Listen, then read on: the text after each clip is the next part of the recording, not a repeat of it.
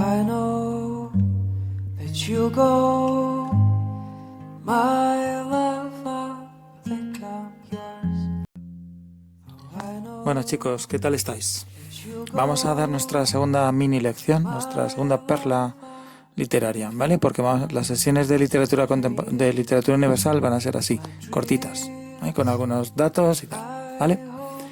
Y luego pues os subiré a Classroom si lo vemos necesario, pues algún dato concreto, nombres o lo que sea.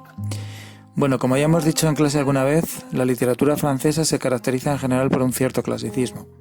Además, el romanticismo europeo tiene mucho que ver con el levantamiento de los pueblos frente al imperio napoleónico y el odio contra lo francés, que desembocará en los sentimientos de nación y de libertad, como ya vimos. Por todo esto es fácil imaginar que el romanticismo francés no va a ser en principio tan virulento como el alemán o el inglés, y que además triunfa algo más tardíamente que en estos dos países. No obstante, el romanticismo tiene mucho que ver con Francia, porque la Revolución Francesa, sin duda, se va a convertir en uno de sus iconos y principales revulsivos, como nos muestra Delacroix en su famosa pintura de La libertad guiando al pueblo, que hemos tomado para nuestra portada. Su título ya es en sí bastante significativo.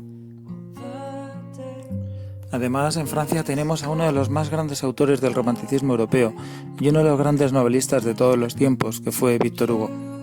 La representación de su obra Hernani, más concretamente su prólogo, se considera por muchos el comienzo del romanticismo en Francia, y novelas como Nuestra Señora de París o Los Miserables pueden considerarse, sin duda, como dos de los más grandes títulos de la novela moderna.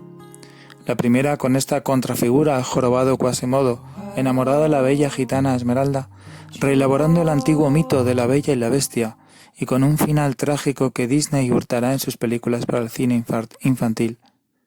Los Miserables, que muchos conoceréis por el famoso musical a la que se adaptó la novela, arranca precisamente de la Revolución Francesa y nos traza todo un cuadro de la sociedad francesa de finales del XVIII y principios del XIX, pero sobre todo nos plantea los límites de la ética, de la bondad y de la maldad, de la conciencia y el deber llevada hasta el extremo.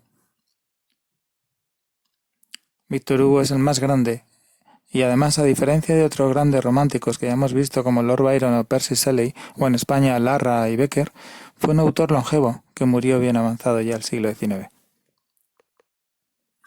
Pero no fue el único. De hecho, es a una mujer, Madame de Staël, a quien se considera iniciadora del romanticismo en Francia, una mujer de origen suizo y en parte por ello muy cercana al romanticismo alemán, sobre todo a Goethe y Schiller.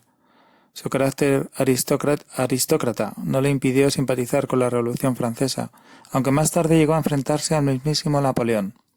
Quizás sea Delfina su obra más notable, una novela que habla de la opresión de la mujer. De hecho, Madame de Staël consideró siempre que la mujer era tan inteligente como el hombre y superior a él en sensibilidad, y reivindicó una educación igual para hombres y para mujeres, algo audaz en la época.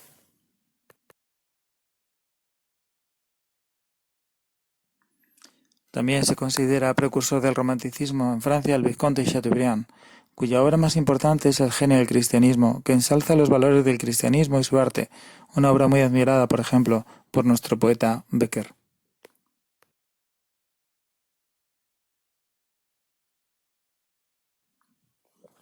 Cabe recordar también a dos autores muy populares hoy, como son Alejandro Dumas, padre, y Alejandro Dumas, hijo. Los dos novelistas. El primero es autor de una de las obras más célebres de la época, Los Tres Mosqueteros, y su continuación, 20 años después, que sigue las características de la novela histórica y que supone todo un canto a la amistad. Al contrario, sin embargo, que Walter Scott, aquí la novela no se sitúa en la Edad Media, sino en el siglo XVII, en la época del cardenal Richelieu, contemporáneo del conde duque de Olivares en España. Alejandro Dumas, hijo, será el autor de otra de las grandes novelas románticas, La dama de las camelias, una novela de amor con final trágico en el que la protagonista sufre una enfermedad que en aquella época hizo estragos, la tuberculosis. La enfermedad que acabó con John Keats, con Gustavo Adolfo Bécquer y su hermano el pintor Valeriano, y con tantos otros. La historia de la dama de las camelias inspirará al compositor italiano Giuseppe Verdi, también romántico, una de sus óperas más famosas, La Traviata. Si tenéis ocasión, escuchad al menos su obertura. Entraréis así en lo más profundo del espíritu romántico.